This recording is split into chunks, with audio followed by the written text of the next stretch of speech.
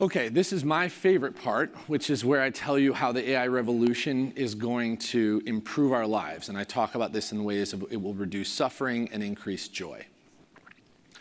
And I'm really excited for this because everyone in this room has a major role to play in the first one, which is I think that we are about to have a wave of scientific breakthroughs.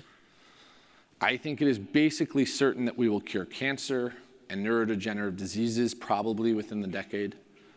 We will almost certainly solve fusion within the decade.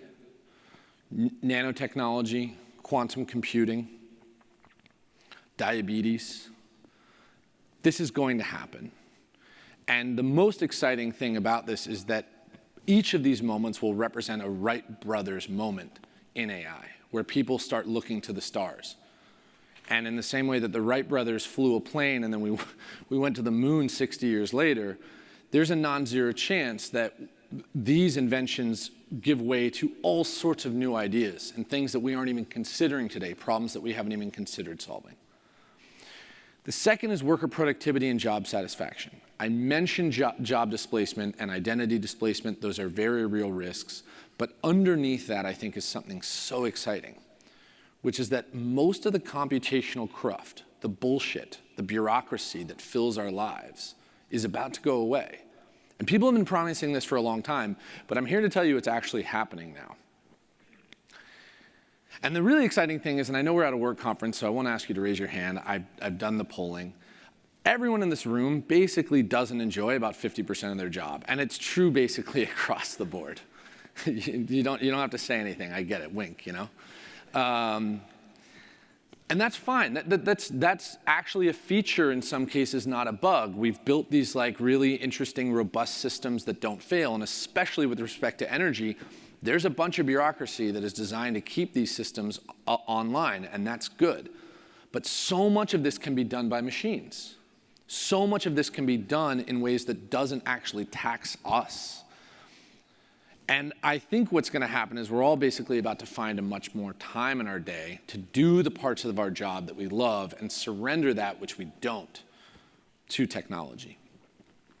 The third is deflation. We are going to have a massive deflationary event. There's just no other way to put it. I think everyone except the central banks should be very excited. Monetary policy is going to be very complicated in the future. I'll tell you that right now. But the cost of goods and services is going to fall a lot. And we've seen it in various industries on a much slower time scale, right? The phone in your pocket would have cost $10 million 20 years ago. Of course, today you go, yeah, well, when does the iPhone 19 come out? What's going on? Why is this thing so slow? We've become adjusted to the rate at which things get less expensive. That's about to happen at a really blistering pace. And the most exciting thing, and the bet that I have basically made, and the thing that I talk about more than anything, is an abundance of time. I think that humans are about to rediscover what it means to be human in a very profound way as a result of the time we get back in our day. And this is going to have some really interesting unintended consequences.